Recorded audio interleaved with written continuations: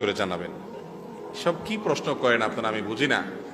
ভালোবাসা পাওয়ার জন্য আমল হলো বেশি বেশি হাদিয়া কিনবেন, পয়সা করে নিয়ে যাবেন, সারাদিন পাম্পট্টি দিবেন, প্রশংসা করবেন, বাসায় কাজ কাম করে দিবেন, একটু বলদ বলদ ভাব নিয়ে থাকবেন, বেকুব সেকুব ভাব নিয়ে থাকবেন। এগুলা বুঝানোর কিছু আছে? এগুলা বুঝেন না আপনারা? এগুলা করলে এমনি স্ত্রীর ভালোবাসা পাবেন, বুঝেন না এই কথা?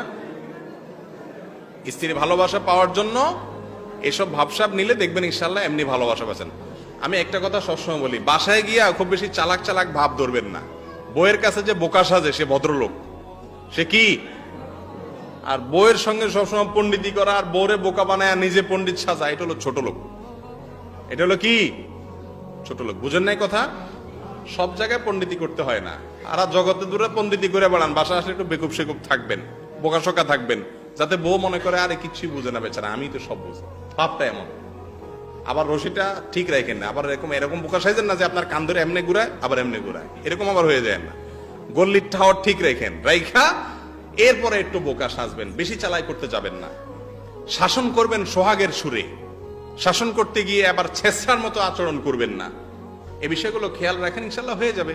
বহুত পুরুষ আছে সংসার করে ঠিক আছে বউয়ের সাথে, কিন্তু ছেঁচড়ার মতো সংসার করে, আছে না নাই?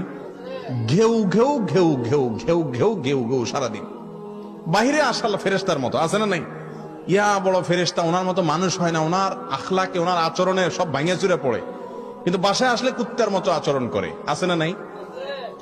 নবীজি বলেছেন খায়রুকুম খায়রুকুম লিআহলিহি ওয়া আনা খায়রুকুম লিআহলি। তোমাদের মধ্যে এই যে আমরা অনেকগুলো লোক আজকে একত্র হইছি, আমাদের মধ্যে সবচেয়ে ভালো আল্লাহর কাছে ওই লোকটা যেই লোকটা তার বউয়ের কাছে ভালো, যার বউ তাকে অন্তর থেকে বলে যে আমার স্বামীর মতো মানুষ হয় না, এত ভালো মানুষ তিনি। এই সার্টিফিকেট যদি বউয়ের কাছে পাইতে পারেন তাহলে কিল্লা ফতে। আর নবীজি বলেছেন আমি তোমাদের মধ্যে পরিবারের কাছে সবচাইতে ভালো মানুষ। আমাদের অবস্থা হলে আমরা বাইরে যত ভালোই থাকি না কেন, বউয়ে আমাদের সবার গোমর সব জানে।